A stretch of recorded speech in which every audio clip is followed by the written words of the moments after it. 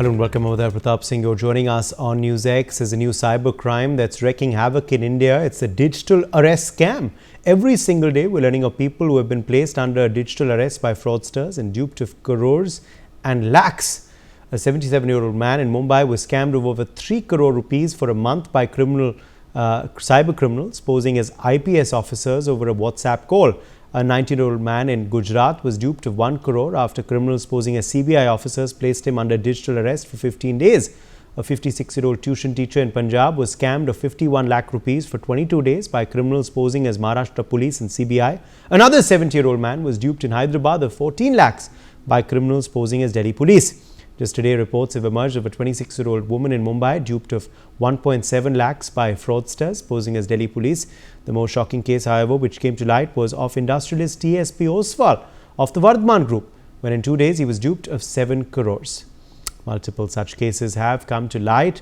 What's clear from these cases is that the fraudsters don't necessarily target the elderly. Their victims range from 20-year-olds to octogenarians. But there are some other patterns of digital arrest which can help identify this new fraud. In all cases, the criminals are contacting victims through phone calls, mainly made on WhatsApp. The fraudsters then convince the victim of being involved in some major scam, like money laundering or drug trafficking. The criminals will tell you that your name or information has been used to conduct criminal activities. These fraudsters then create a sense of fear, saying they will arrest you if you don't comply with their demands. These calls are so meticulously planned that the criminals use fake uniforms, fake IDs and fake documents to convince you. Because they're online, they can even simulate a fake government office to further convince you. In almost all cases, the criminals make the victims keep their cameras and microphones on.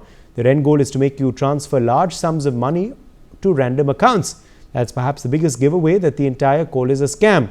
But the big question that arises is, how do we protect ourselves from this new scam of digital arrests? Joining us at this point is Ajay Dua, former Secretary, Ministry of Industry and Commerce. We also have Sanjay Sahai, former IPS officer, live with us. Khushbu Jain, cyber law expert, also is joining us live. Ajay Dua, let me begin with you first. What do you make of this, this new malaise of digital arrests, which is spreading far and wide across the country? Cases continue to come, and it seems that they're continuing unabated.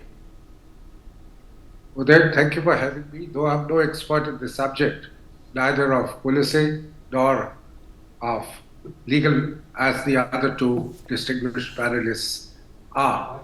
Having said that, let me start by saying that there's nothing like, no terminology like digital arrest in any legal code, any penal code, and it has just come to be used by the fraudsters. They are the ones who are, as you said, creating a sense of fear amongst the ones whom they are trying to hoodwink by saying you are digital arrest, you can't move out, you can't contact anybody else till we let you go.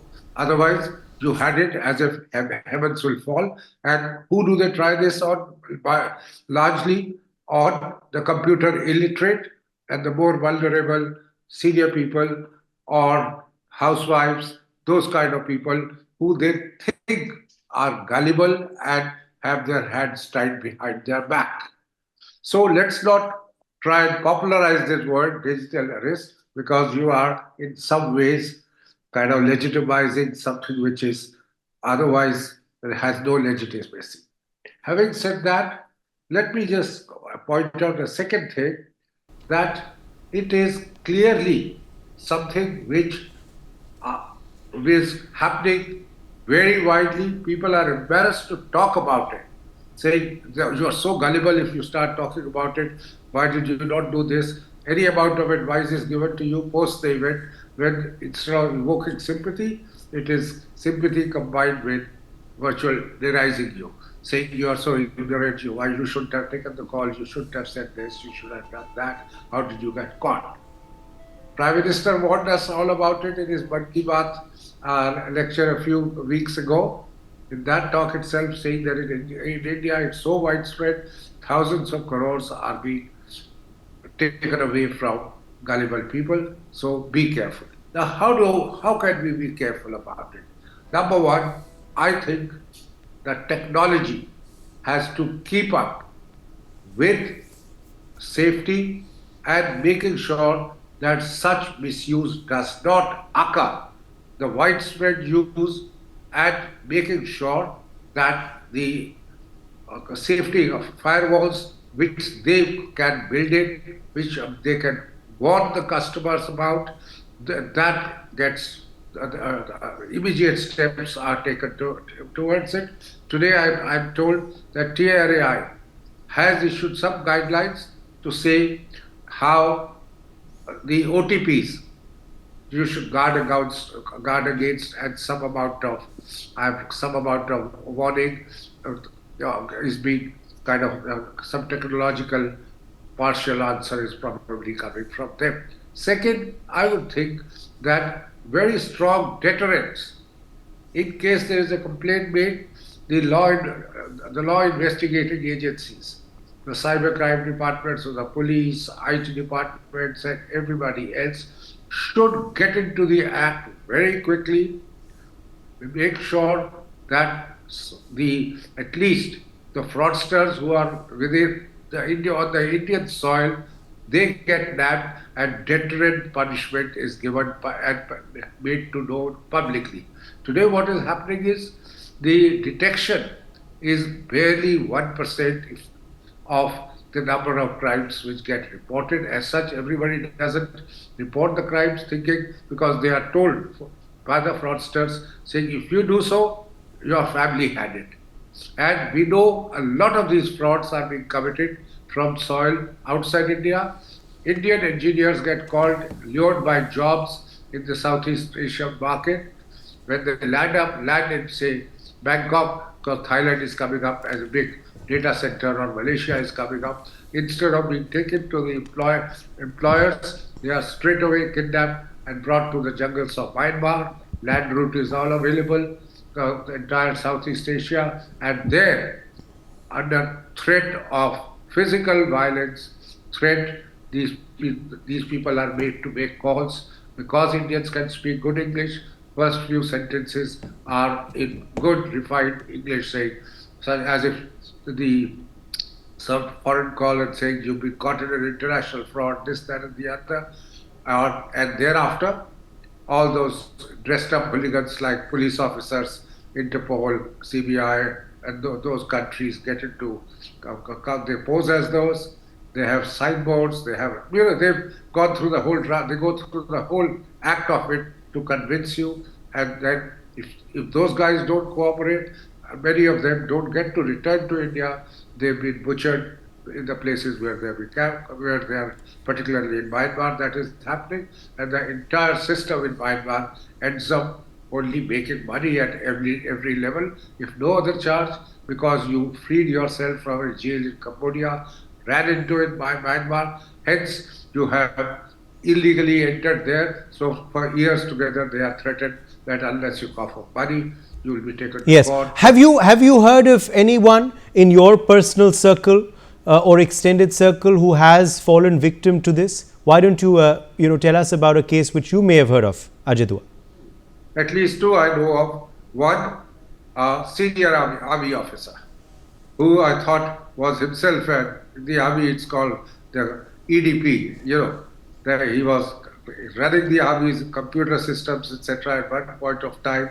He himself got caught, a little older than me also, and he fell for it, and within 24 hours, he was shortchanged by 90 lakh rupees. And at home, we keep on getting calls that I'm CBI, I'm calling from CBI, I'm calling from TRAI, I'm calling from such and such place. I must have received calls, my wife has received calls, wife's phone has been hacked. And all those kind of things, I think, are part of the cybercrime. I would say, I would still call it cybercrime rather than digital arrest, and popularize the term, as I said. That's happened. Okay, let me take that to Mr. Sahai. Mr. Sahai, now, do we need specific further laws for this? Is new legislation needed? Are the existing laws strong enough? Should they be strengthened further? What is needed to combat this, this menace from a policing perspective? See, first and foremost, I think it is time to celebrate the ignorance of the Indian educated class. Because this whole crime that is being committed is primarily people who have influence, who have money, and who have been into the digital arena for long, many years. And lots of them belong to the governance, police, army, defense, and variety of other sectors, inclusive of CEOs of private companies. One of the top bank CEOs, he complained to the other guy while he was talking in a normal conversation that I'm digital arrest. And the friend on the other side told him, you are released of the digital arrest. And he is asking, really, have I been released? So this is the nature of the mindset, and this is the ignorance of how the Indian governance, Indian law, and Indian investigative agencies operate. So that is at the core of the whole issue.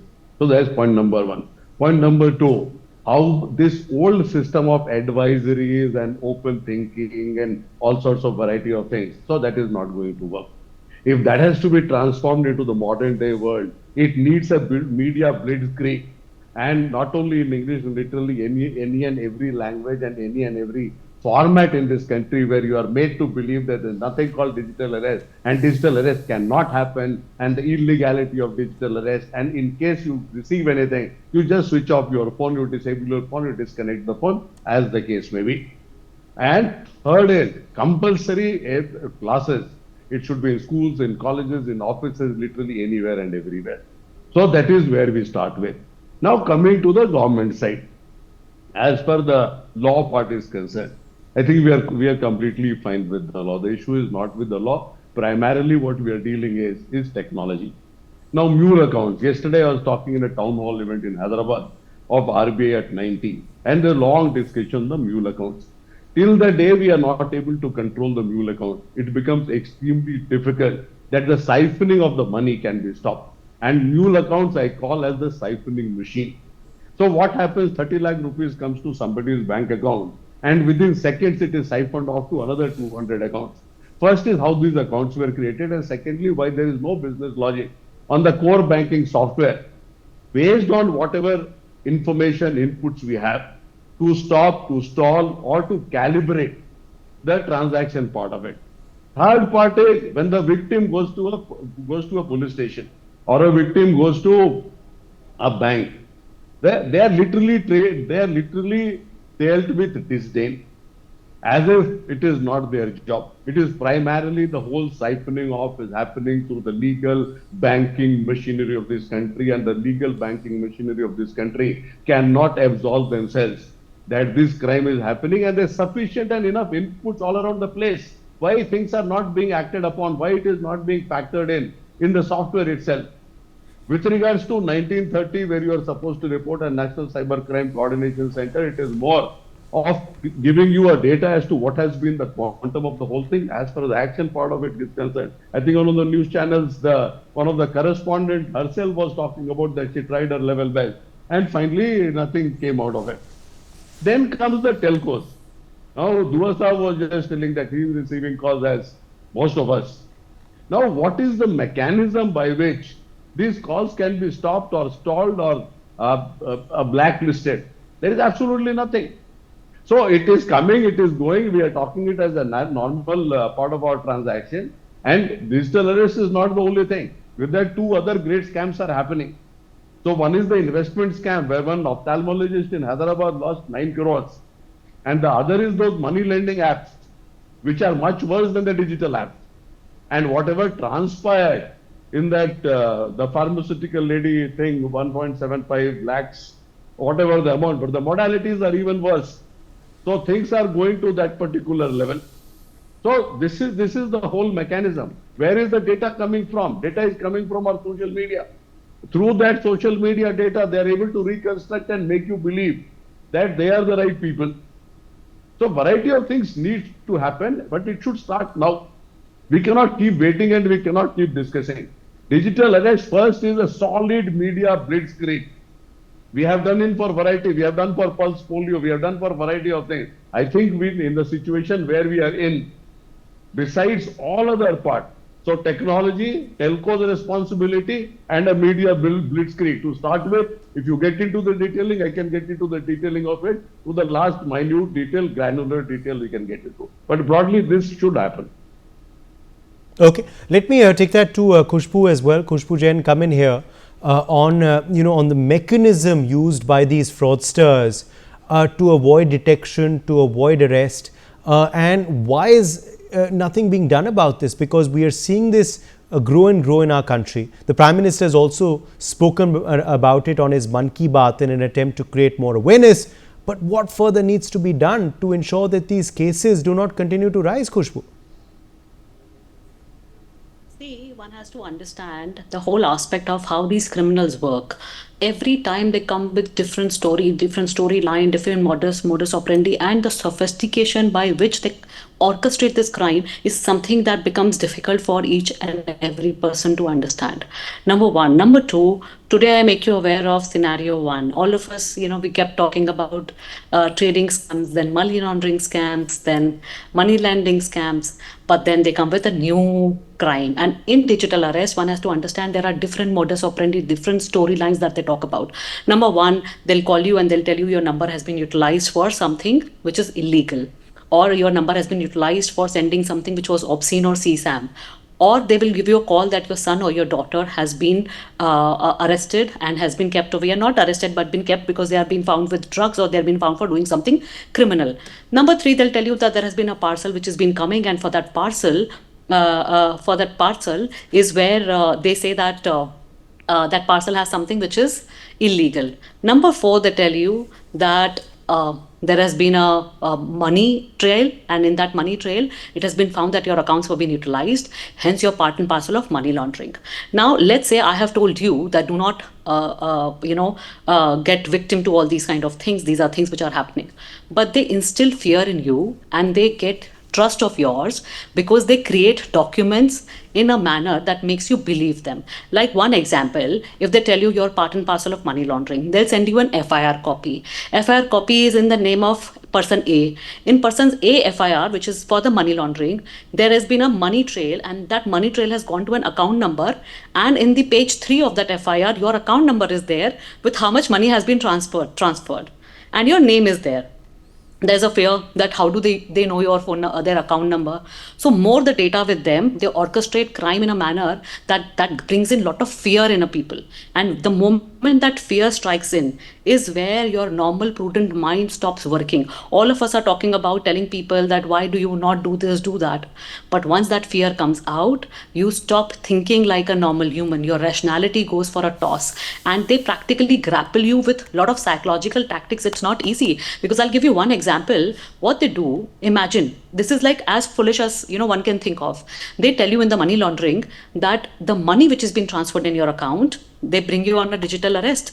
Then they say, okay, let me check whether you're involved in this or not.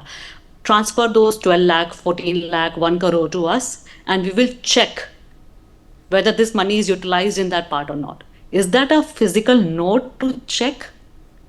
People practically borrow money from here and there and get money out. You imagine how foolish one can. Like, this is very basic to think about, any human being would think about. But trust me, I've got enough and more of cases of this similar one where people do not think at that time and they just transfer the money and they continue. The another thing that comes is they create a lot of documents utilizing AI, utilizing deepfake, utilizing how they can document, bring in a document and change those documents, how they put the seal of authority on those documents and send it to you. Then they make use of technology in a manner that they even use deepfake to showcase that the person who's sitting is actually, they morph the picture. So the sophistication level is increasing day by day, that it becomes very difficult.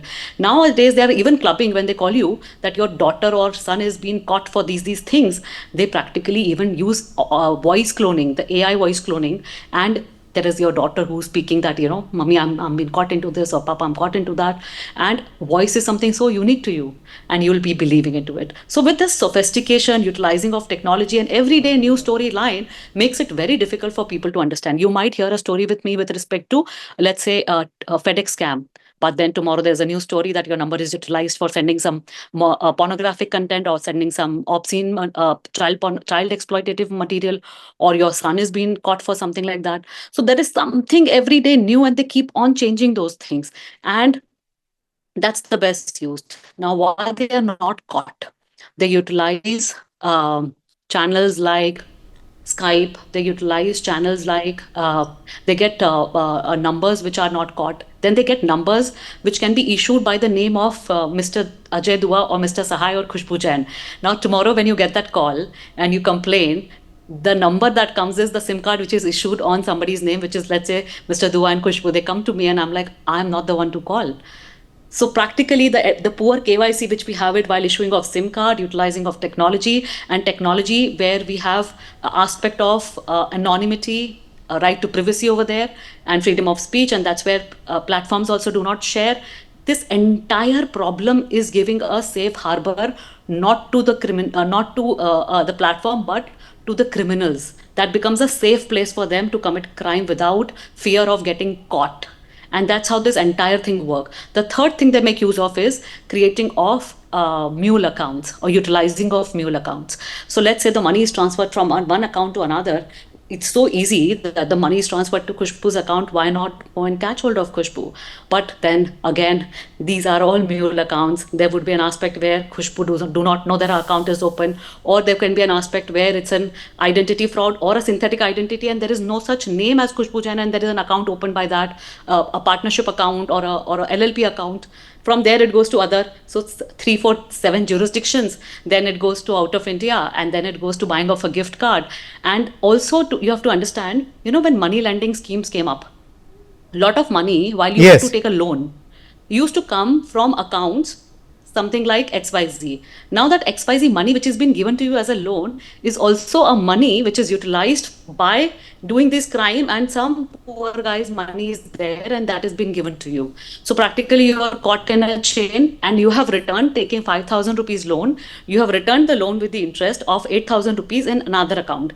So this entire chain has been utilized by these criminals very smoothly, and that's where the whole problem is coming in. The ministry is getting very tight on this. We have laws in place, but we are bringing in technology, and we are bringing in an aspect where seamlessly we bring in. If you have such kind of efforts are being taken, but there is of course still much more to be done. We've run out of time. I'm going to have to leave it at that. My thanks to all of our guests for joining us on this discussion. Let's slip into a short break.